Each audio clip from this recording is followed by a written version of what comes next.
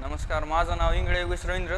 मी धनेगावमधून लातूर या ठिकाणी आलेलो आहे. ज्यावेळेस मी क्लासला आलो होतो त्यावेळेस म्हणजे MBA करायची माझी खूप इच्छा होती. त्यामुळे मी क्लास हा MBA करायचा असा म्हणून क्लासवरती आलो होतो. किंवा जेव्हा मी सरला भेटलं त्यावेळेस असा एक मला ऑप्शन म्हणजे भेटला सर बँकर्स पॉईंट थ्रू, की म्हणजे MBA आणि बँकिंग ही सोबतच करायची एक म्हणजे पॉईंट असा भेटला. त्याच्या थ्रू मी MBA केलं आणि MBA मध्ये पण मला 95+ पर्सेंटाईल होते. ती पण दोनदा कॉलेज पण भेटलं होतं चांगलं.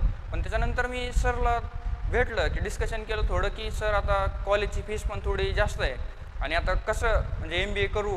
तेव्हा सरने एक ॲडवाईस दिली होती की आता एवढी फीस भरण्यापेक्षा तू थोडी जर तुझी प्रॅक्टिस झालेली आहे, तू जर MBAकडे जर गेलास तर तुला 10-15 लाख किंवा फीस भरावी लागेल. आणि जर तू इकडे बँकिंग जर कंटिन्यू केलास तर तुला एक सिलेक्शन झालं तर ती फीस पण तुझी वाचेल आणि त्याच्यानंतर तुला पॅकेज पण चांगलं भेटेल आणि एक गव्हर्मेंट नोकरी तुला भेटेल. आणि जर MBA मध्ये गेलं तर आता प्लेसमेंटचा थोडा इश्यू आहे.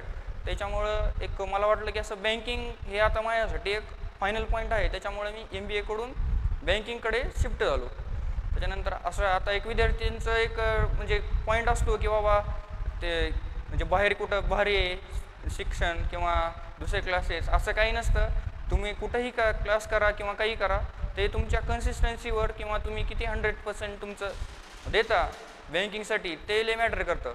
कारण तुम्ही कुठेही गेलात तर तुमची प्रॅक्टिस आणि क्वेश्चन किती सोडवलेत त्याच्यावरच मॅटर करतं की तुमचं सिलेक्शन होणार आहे की नाही. किंवा इकडं तिकडं भटकून किंवा टाईम इकडं तिकडं घालून तसं काही नसतं. तुम्ही ज्या पण क्लासला किंवा ह्या पण क्लासला आहात तर तिथे जर तुम्ही कन्सिस्टन्सी आणि 100% दिलं तर नक्कीच तुमचं सिलेक्शन होऊ शकतं.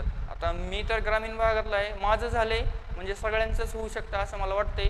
मी पुन्हा एकदा सरचं धन्यवाद करतो, मला चान्स दिला आणि धन्यवाद.